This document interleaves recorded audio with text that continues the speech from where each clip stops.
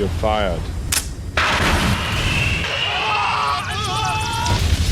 Arnold Schwarzenegger, the man whose name I am always sure to say very, very carefully. Austrian bodybuilding superstar turned American turned movie star turned, let's see here, governor of California.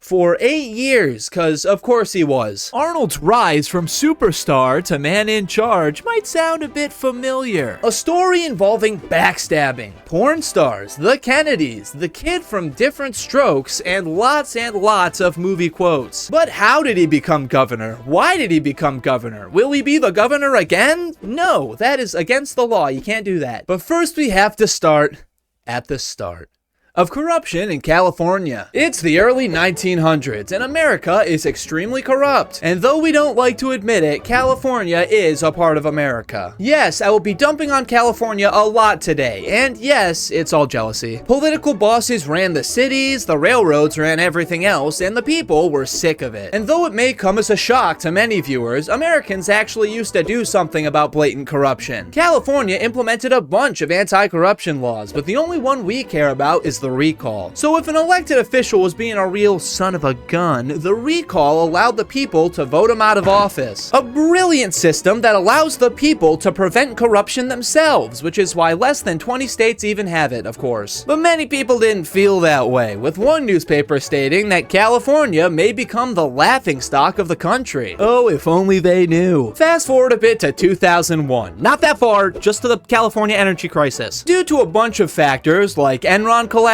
government incompetence, another energy company collapsing, and a bunch of other more boring things, energy in California was rare and expensive. Blackouts were happening all over the state, and during California heat waves, that kinda really matters. Enter Governor Gray Davis. People blame the whole fiasco on the Democrat governor, even though it wasn't really his fault. But you wanna know why? Because Davis sucked. He was described by his own boys as milquetoast, constantly pissing off his own party by micromanaging things while at the same time only caring about fundraising. He managed to win re-election in 2002 through what his friends called puke politics, but he won by a lot less than expected, which kinda showed that the people didn't really like him too much either. Oh geez guys, thanks for re-electing me. Oh, by the way, this is probably a good time to mention that we're actually in a $38 billion deficit that I haven't mentioned until right now. Okay, thanks, bye. Davis's new budget of spending cuts and tax hikes made sure that nobody was happy. Vehicle license fees were raised by an average of $158, giving everyone a reason to hate him. Mix all this with the energy crisis, the financial crisis, and just kind of being unlikable, and you get the most unpopular governor in 55 years with only a 21% approval rating. To put that into perspective, that is significantly lower than the IRS. Who even approves of the IRS? Many, including Democrats, began calls for a recall. Some may say a total recall. I'm sorry, not yet. Since the 60s, every single California governor has faced a recall attempt. Most of them sucked, they didn't get too far. The law requires that 12% of voters in the last election sign a petition, and only then will there be a statewide vote on whether to remove the governor or not. Yet at first, nobody cared. Not to mention Davis was paying people to not collect signatures. Enter Darrell Issa, a California representative who became a millionaire by selling car alarms. Very lucrative business, I guess. Wanting the governor gone, and kinda wanting to be governor himself, he donated $1.7 million to the recall campaign. The message then caught on like wildfire, easily spreading across the state.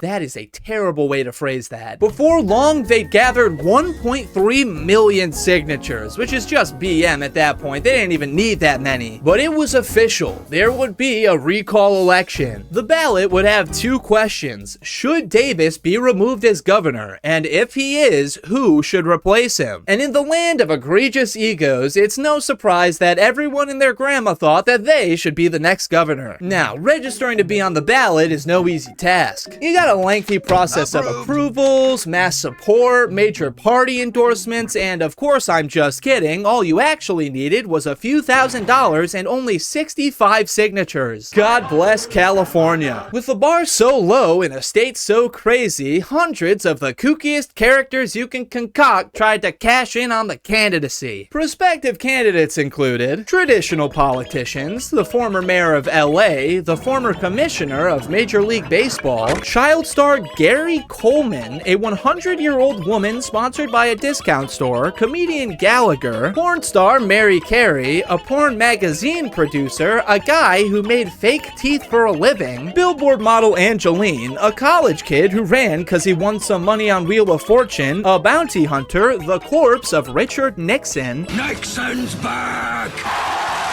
a sumo wrestler, literal clowns, and craziest of all, a Green Party candidate. And only one of those is someone I made up, so leave your best guess in the comments, and don't forget to subscribe, yuck. But there was one candidate who stood out from all the rest, and that's really saying something. Enter Arnold Schwarzenegger. Fresh off the media tour for Terminator 3, Arnold was as famous as ever. So when he happened to be the guest on The Tonight Show with Jay Leno, nobody batted an eye. But Arnold had an announcement. He's failing them terribly, and this is why he needs to be recalled. And this is why I'm going to run for governor of the state of The world was shocked. Soon, Total Recall, The Governator, and every other lame movie reference you can think of plastered headlines across the country. But Californians were a bit more skeptical. Many thought it was a publicity stunt. It didn't appreciate being laughed at by the rest of the country, as if they weren't doing that already. But Arnold was dead serious.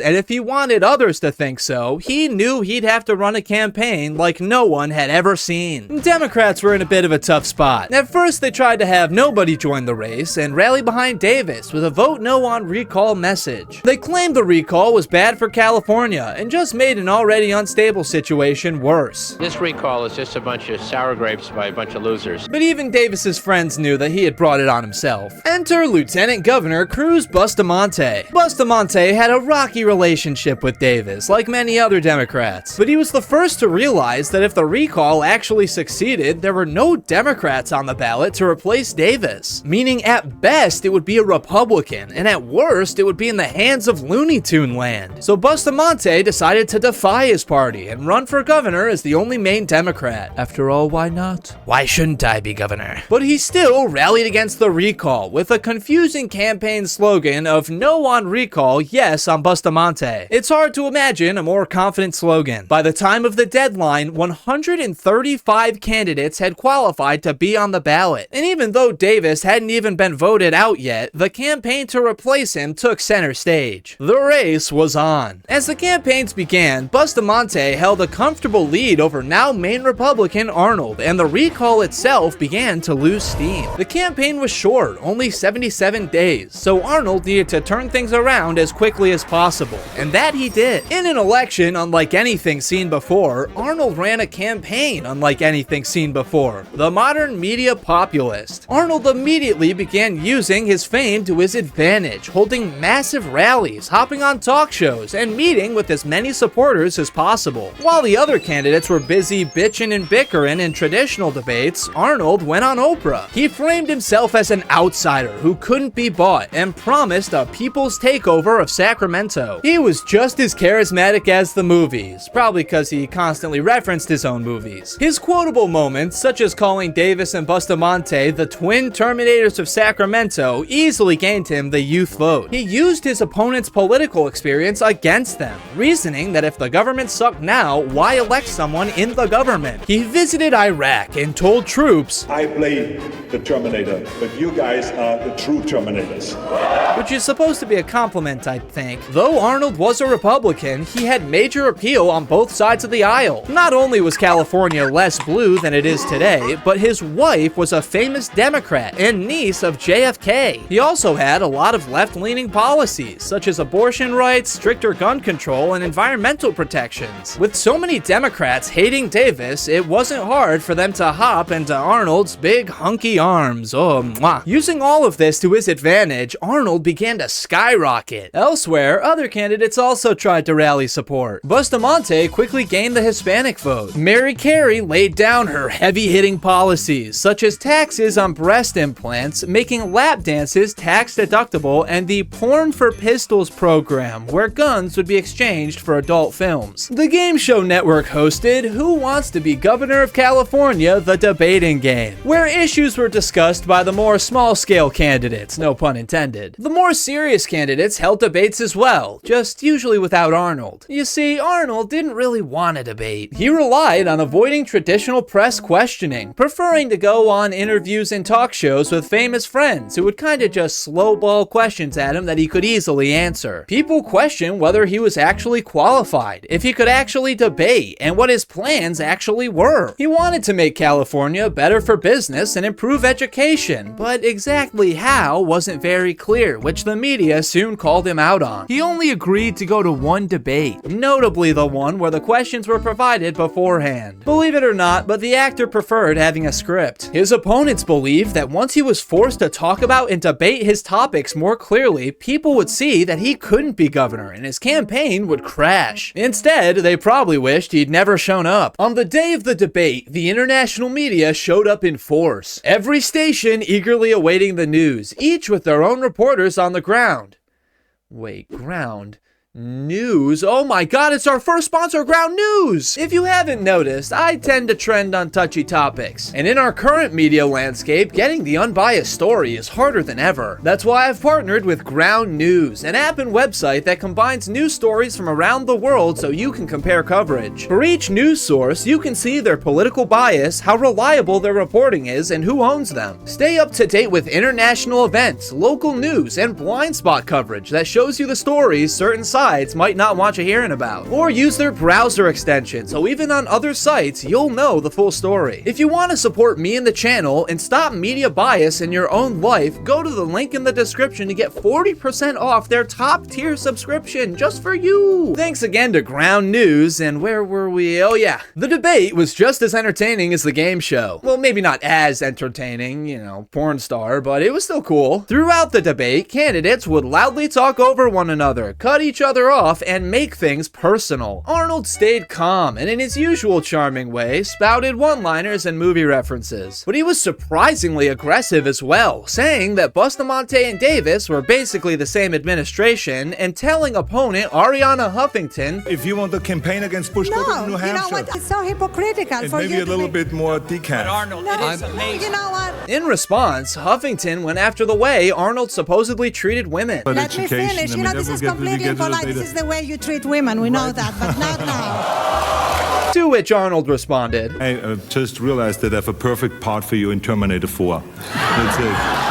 This is probably the first ever version of I'm gonna kill you in Minecraft. Ladies and gentlemen, this is not Comedy Central, I swear. In something pretty ahead of its time, Arnold knew the debate would be more about jokes and quotable moments than actual policy. All he had to do was have an okay showing and not slip up for people to think he wasn't so bad. His supporters were now more confident in him than ever, and the debate boosted his campaign. As the election got closer, people were registering to vote like crazy. Over 388,000 new people registered to vote, bringing the number of voters higher than the past 3 presidential elections. But more voters was also good for Davis, as the more voters in a Democrat-leaning state, the better for Democrats. Davis also got advice from old Bill Clinton, giving him tips on how to not be removed from office. And despite Arnold rallying the young vote, young people are the least likely to actually vote. And finally, the biggest blow came only a week before the election. A report from the LA Times was released where 6 women accused Arnold of groping and harassment on movie sets. Some people blamed Davis for this report coming out, since he'd used similar tactics in the past. For most politicians, this would be it. Multiple accusations this close to an election would destroy most campaigns. But Arnold was not most politicians. Instead, he managed to brush off the accusations with ease. He of course denied the allegations and surrounded himself with strong supportive women like his wife to deflect any further accusations. questions. One woman accused Arnold of taking a photo underneath her shirt, but not only did Arnold deny this, but he found a hairstylist who claimed that he was actually the one who did that, not Arnold. Sure or not, how the hell did Arnold convince that guy to admit it publicly? Even earlier in the campaign, people would question him on his supposed womanizing and smoking weed. Yet either through media prowess, charisma, or fame, Arnold was able to deflect it all. He had found the ancient secret that politicians don't want you to know. Voters will pick the guy they like, so just be likable and they will vote for you. And people think politics are complex. Finally, election day had come. The turnout of voters was massive, with some polling places reminding voters to check for Chads to avoid another Florida situation.